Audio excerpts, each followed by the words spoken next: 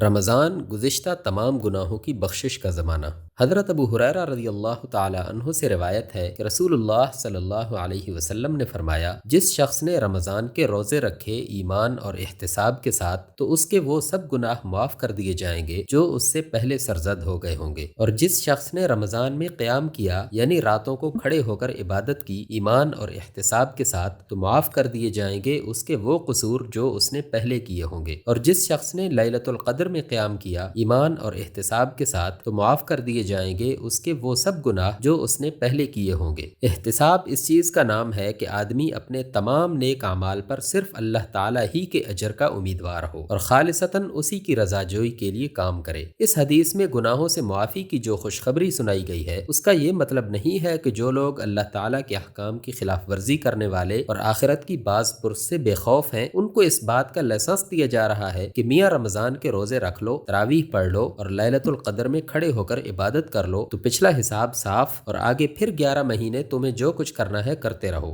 رشوتیں کھاؤ، لوگوں کے حق مارو، جو ظلم و ستم چاہو کرو، رمضان میں آ کے پھر عبادت کے لیے کھڑے ہو جانا، روزے رکھ لینا اور نمازیں پڑھ لینا اور پھر پہلے کا کیا ہوا سب معاف ہو جائے گا۔ اس طرح کی احادیث کا مطالعہ کرتے ہوئے اس بات کو کبھی نظر انداز نہیں کرنا چاہیے کہ ان کے مخاطب کون لوگ ہیں۔ جیسا کہ پہلے وضاحت کی جا چکی ہے، ان کے مخاطب وہ صلحاء و ابرار ہیں جو اپنی زندگیاں ہر وقت اللہ تعالیٰ کی خوشنودی کے مطابق بسر کرنے کی کوشش کرتے تھے۔ ان سے اگر کوئی لغزش یا گناہ سرزد ہو جاتا تھا تو اس کی نوعیت ایسی ہرگز نہیں ہوتی تھی کہ جیسے ایک آدمی پوری ڈھٹائی اور بے شرمی کے ساتھ گناہ کا ارتکاب کرے اور پھر اس پر ڈٹا رہے، بلکہ وہاں صورت اس سے یکسر مختلف تھی۔ ان راست باز لوگوں سے اگر کوئی قصور سرزد بھی ہو جاتا تھا تو وہ بشری کمزوری کی وجہ سے ہوتا تھا اور وہ ہر وقت اس پر توبہ کے لیے مستعد رہتے تھے۔ بشری کمزوری سے اگر کسی سے کوئی قصور سرزد ہو جائے اور وہ اس کے بعد نیکی اختیار کرے اور اللہ کے تقوی کو اپنا شعار بنائے رکھے تو وہ بجائے خود ایک توبہ ہے۔ توبہ کی ایک صورت تو یہ ہے کہ ایک آدمی سے کوئی گناہ سرزد ہوا اور اس نے اس سے توبہ کر لی تو یہ بات بھی گناہ کی معافی کا ذریعہ ہے۔ دوسری صورت یہ ہے کہ ایک آدمی سے قصور سرزد ہوا اور پھر وہ دوسرے کاموں میں ایسا مشغول ہوا کہ توبہ کرنا بھول گیا تو اس کے بعد اس نے جو نماز پڑھی وہ نماز اس کے لیے پہلے کی لغزش کو اس کے حساب سے صاف کر دے گی۔ اسی طرح اگر اس نے روزہ رکھا تو وہ بھی اس کے گناہ کو صاف کر دے گا۔ دراصل توبہ اسی چیز کا نام تو ہے کہ ایک شخص ایک وقت میں ایک قصور کا مرتکب ہوا تھا لیکن اس کے بعد وہ پھر اپنے رب کی طرف پلٹ آیا۔ جیسے ایک نوکر اگر اپنی کسی غلطی کی وجہ سے اپنے مالک کی اطاعت سے نکل جائے لیکن پھر معافی مانگ لے اور خدمت پر حاضر ہو جائے تو اس سے ایک دفعہ قصور سرزد ہو جانے کا مطلب یہ نہیں ہے کہ مالک اسے ہمیشہ کے لیے اپنی نوکری سے نکال دے گا، بلکہ جس وقت وہ آ کر معافی مانگتا ہے اور پہلے کی طرح خدمت کرنے لگتا ہے تو مالک اس سے درگزر کرے گا اور اس کی گزشتہ وفاداری کی وجہ سے اس پر پہلے کی طرح مہربان ہو جائے گا۔ ایسے ہی معاملہ اللہ تعالیٰ کا اپنے بندوں کے ساتھ ہے۔ بندہ اگر بنیادی طور پر اللہ تعالیٰ کا وفادار ہے اور جان بوجھ کر اس کے معاملے میں استکبار اور سرکشی کرنے والا نہیں ہے تو اگر اس سے کسی وقت کوئی قصور سرزد ہو جاتا ہے اور اس قصور کے بعد وہ پھر خدا کے دربار میں نماز کے لیے حاضر ہو جاتا ہے تو اللہ تعالیٰ اس کو اپنی مغفرت سے محروم نہیں رکھے گا، کیونکہ اس کا طرز عمل یہ بتاتا ہے کہ وہ ٹھوکر تو کھا گیا تھا لیکن اپنے رب سے بھاگا نہیں تھا، اس کا باغی نہیں ہو گیا تھا۔ اسی بنا پر فرمایا گیا کہ اگر ایک شخص نے ایمان اور احتساب کے ساتھ روزے رکھے تو اس کے پچھلے قصور معاف ہو گئے۔ رمضان میں راتوں کو کھڑے ہو کر عبادت کی تو وہ بھی پچھلے قصوروں کی معافی کا ذریعہ بن گئی۔ اس طرح اگر وہ لیلۃ القدر میں عبادت کے لیے کھڑا ہوا تو اس کا یہ عمل بھی اس کے پچھلے قصوروں کی معافی کا سبب بن گیا۔